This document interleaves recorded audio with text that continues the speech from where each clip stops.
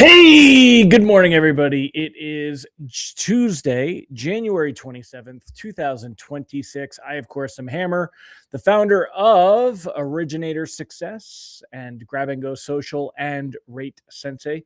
Three separate but awesome products that you should check into to help you to get more business and do better business in 2026. Appreciate you joining me. Remember, you can join me live each and every weekday morning, 9:30 a.m. Eastern time on Facebook and on YouTube. If you're watching on the replay, don't forget, give me a hashtag replay in the comments. Let me know that you were here. I'm going to work on making this a little bit more replay friendly as well. So you'll see some changes coming soon. If you'd like to join me live and you want a reminder so you don't forget, you can sign up for a reminder, get a quick text alert at hmmr.io/reminder. Or use this cool QR code that's on the screen right now. Also, if you would like a daily email lock advice, it's www.ratelockadvice.com. You can sign up for our text alerts. They're $7 a month. You can't beat them. www.ratetextalerts.com. So if you're here this morning, say good morning. Welcome to all the live folks. Appreciate you being here. Thank you so much. Got a question of the day for you. If you're here live, where do you live? And how cold is it by you this morning? So this morning, or how cold was it? If it's, a little bit warmer now, how cold was it? It was 3 degrees here this morning in Western North Carolina. Definitely chilly weather. 3 degrees is cold. It's probably stick your tongue to the pole and get stuck to the pole cold. How cold was it by you this morning? And where do you live? Put that in. That is the question of the day. So while so many are joining us, good morning, Mallory Fotiades. Good morning, Sean Segaloff. Bacon and mortgages. I love it. Good morning, Mallory Fotiades and Jared Vincent, Vicky McSweeney. Loans with Mo and Angela Walters. Good morning. Amy Blauser and Mr. Zane. How are you, sir? Zane, how cold was it at your neck of the woods? And where do y'all live? What town? Faye said, Round Rock, Texas, 25 degrees and feels like 21. And if you walk outside with just a t-shirt, it probably feels like 15. I love that feels like, but that they do. So if you see me looking down, by the way, that's because Miss Sophia is being needy this morning and decided that she wants some extra love. And it's funny. I should probably put the here. Let me do this for a minute, and we'll go back to the good camera in a second. But here, there you go. And so you could see here, Miss Sophia sitting on my lap, spoiled. She has decided that she wants a little extra affection and attention this morning. So let me go back to the good camera. Isn't this amazing, the quality difference? This is the video camera that's built into the monitor. And these are $1,000 monitors, by the way. LG, I forgot what they are. High resolution. But look at this. You switch to the iPhone camera, though, and it is like Hollywood level. It's amazing how far these cameras have gotten. It's crazy. So, all right, my friends, let's go ahead as I sit here and ramble and babble. Let's go ahead and get started. We'll start out first by taking a look at the technicals. Let me pull up that screen and let's go ahead and get going. Good morning. Ron Siegel, by the way, says today we celebrate. What are we celebrating? What day is it today, Ron? National Chocolate Cake Day. That's a great one. So, all right, we'll start here with a quick recap. What happened yesterday? That is going to be this section down here. And basically, let me zoom in on this and then we'll. Okay, so taking a look here. I have to have this set up a little bit better in the morning. Hold on a minute. Let me move this. Get rid of this. Put this up. Okay. Come on, Miss Sophia. If you're going to be on my lap. Oh, now she's going to move. Okay, there we go. All right, so back to this. Sorry, y'all. If you take a look yesterday, right around 10 a.m., pricing came out. Things were actually pretty flat, but there was a nice steady improvement through the day. Remember, up is good for rate sheet pricing. So when we see mortgage bond pricing go up on the day, that puts a smile on your face. It wasn't enough of an improvement to see reprices better. But we did end the day about 10 basis points higher than when pricing came out, which basically lined us up to have a good morning this morning if those gains held, which, spoiler alert, they didn't at first, right? Overnight trading, we saw this little bit of a cliff here. However, look at where we're at now, all the way up here. So not only do we have these gains, we're up here. We're currently up 6 basis points. We're up 6 basis. I didn't want that one. I want this one. We're up 6 basis points on the day this morning. Notice, though, the 10-year Treasury yield still at 4.22. Yesterday, it ended the day at 4.21. It was at 4.23 the day before. Pretty much stagnant. We're not seeing much movement. Matt Graham over here at MBS Live, give him a shout out. I like to give credit where credit is due. He said that it could possibly be a signal that we're seeing some GSE, remember Fannie Mae and Freddie Mac, we're seeing some GSE bond buying, mortgage-backed security buying in the background. He did not say that it was definitive, and I did not try to ferret out if there's any truth to that. But it makes sense that we could be seeing improvement here in mortgage-backed securities to see that follow through on the $200 billion in mortgage-backed security buying that was supposed to happen, which Logan Motoshami had said that there had been about 70 billion bought already.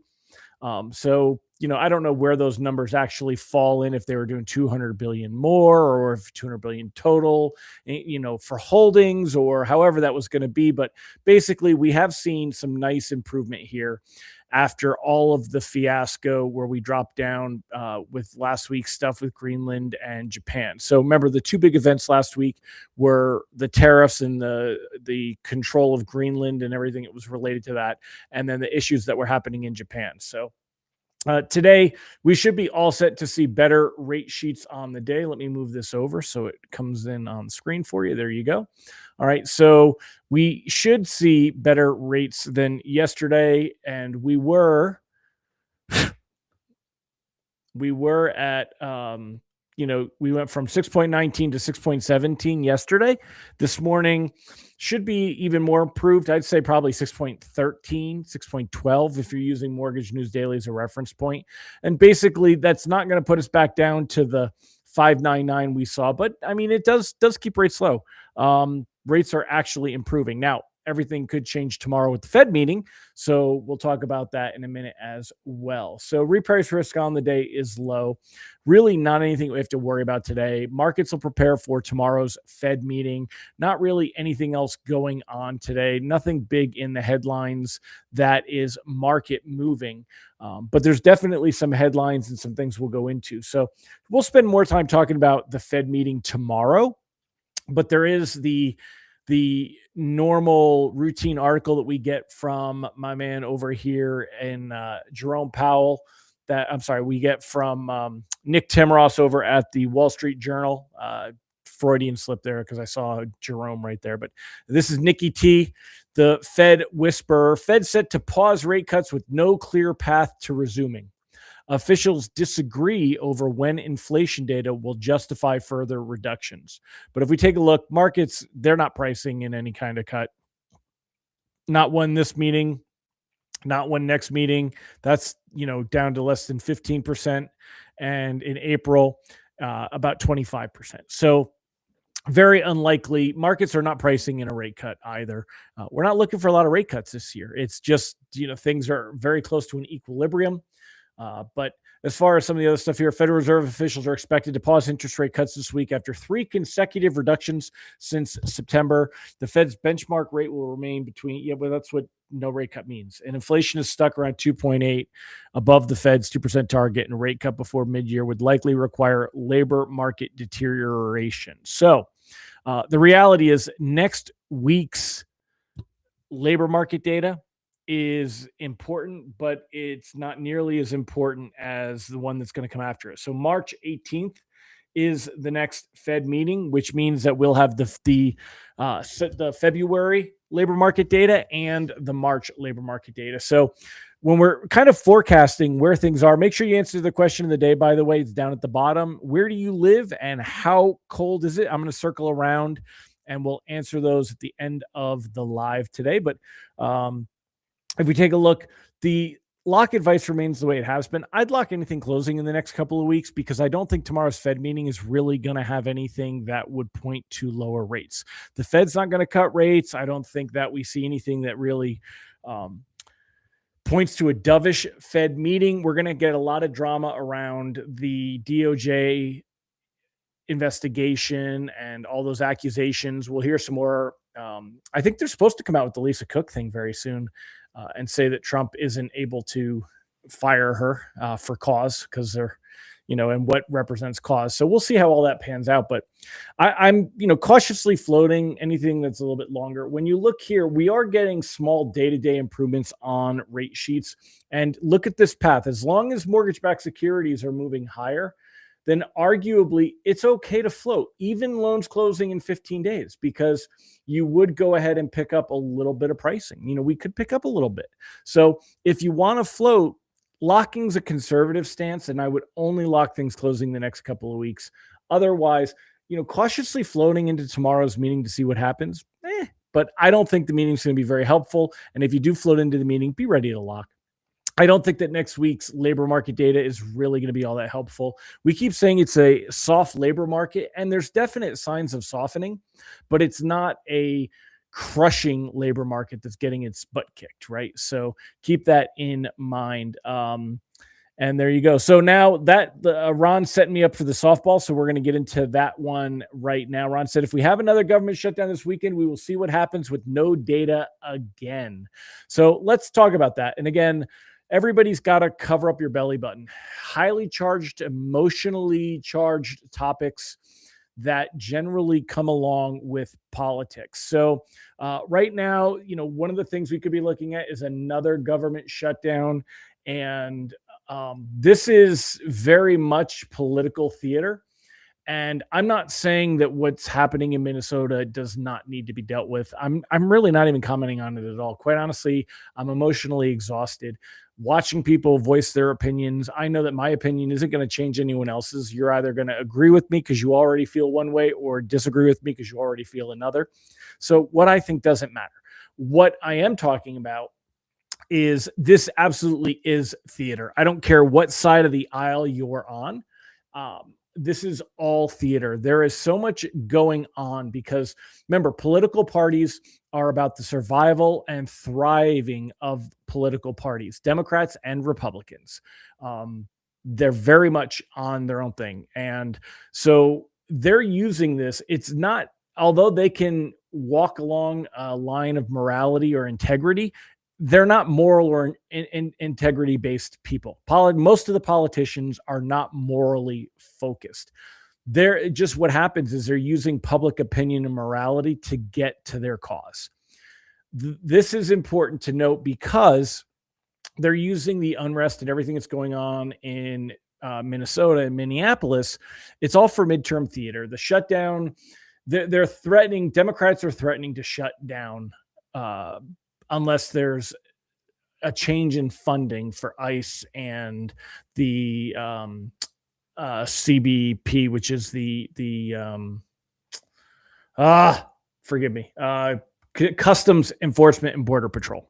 So, but here's the deal. All that money, you can even see right here, it received massive funding in Trump's big bloated bill.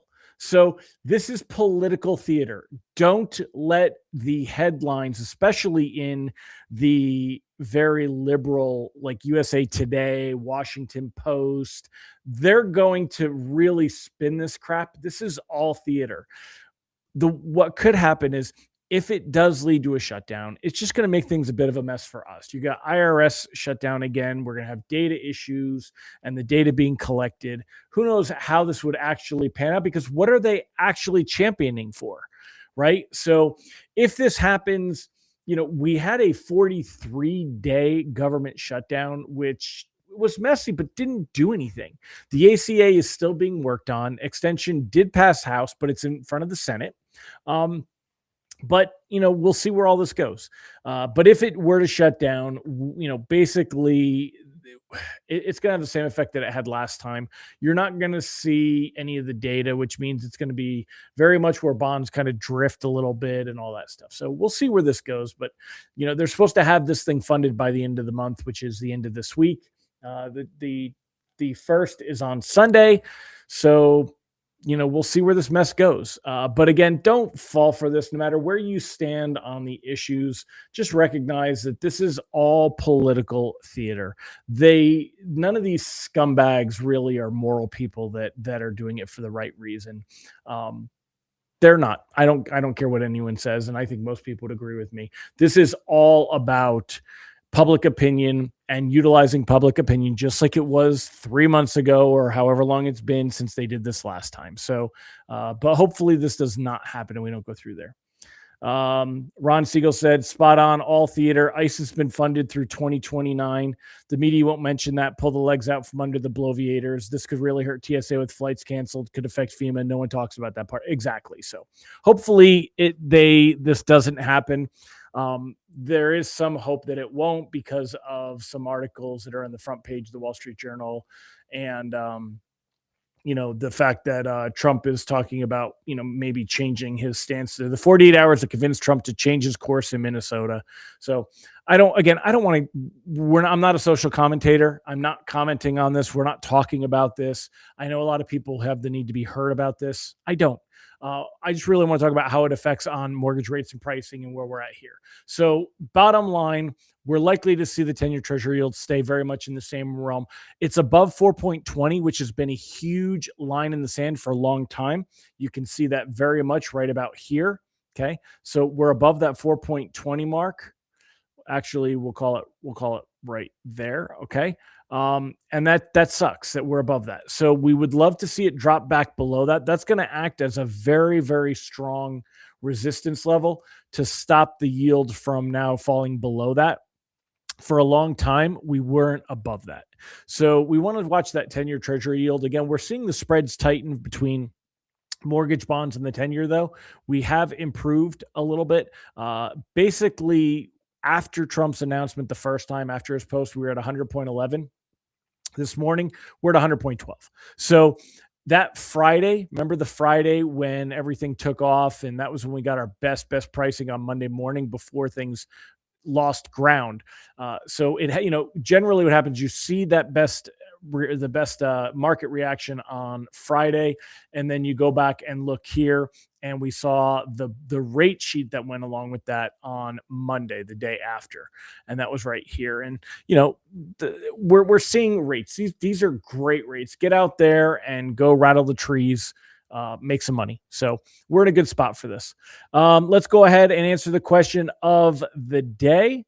And let's go ahead and see who's got the coldest weather. So Modesto, California, 56 degrees. That doesn't make it. Salt Lake City, 22 degrees and no snow. No snow. That sucks. Exactly. How does it affect our clients that want a home loan? And that's what I'm here to tell you.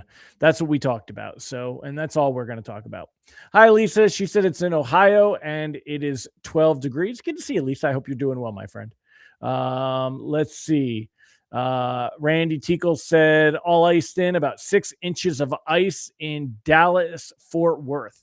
Really? That much ice? Holy smokes. 23 degrees. Lawrenceville, Georgia, 18 degrees.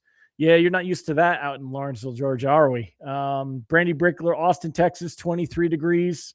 Very similar to DFW. Ron Siegel is freezing his butt off, 51 degrees in SoCal. 28 degrees, North Houston. Arkansas, 23 with 6 inches of snow from the weekend. 20 in Atlanta. Kansas City, a lot warmer today, 18 degrees again. Yeah, we're cold over here. We were 3 degrees this morning. 36 Orlando, Florida. Nathan, dude, Florida's not supposed to be that cold. Massachusetts, 12 degrees. Yeah, Massachusetts is supposed to be cold, man. Destin, Florida, minus 26. Get out. What? Fotiadis, are you in the cold tub?